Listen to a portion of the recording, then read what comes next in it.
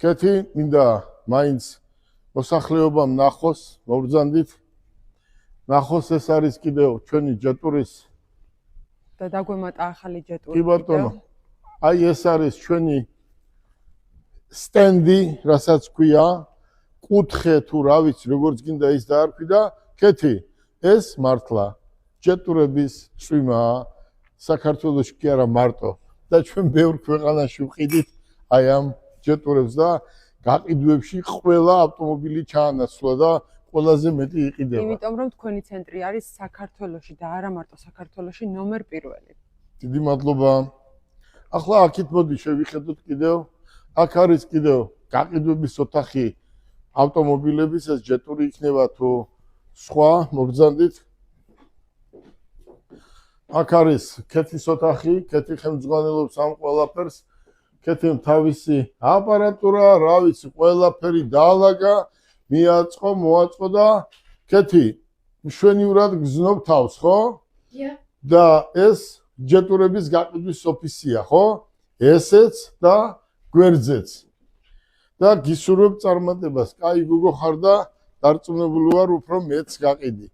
ახლა რაც შეეხება გაყიდვების მენეჯერებს, უშუალოდ აი ამ ცენტრის გაყიდვების მენეჯერებს და მის ხელმძღვანელებს, აქ არიან ბიჭები.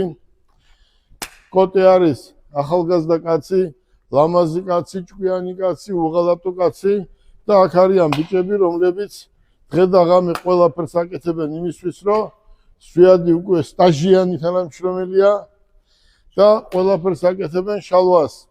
დედამიწის ზურგზე ვინმე თუ არის, ყველა იცნობს, იმიტომ რომ ჩვენი იურისტიც არის და ერთი წამყვანი პიროვნება. ეს ბიჭები ყველაფერს აკეთებენ ამ გაყიდვების დარგში კეთისთან ერთად, რომ ძალიან დიდ წარმატებებს მიაღწიონ. აბა, წამოგბრძანდით. აი,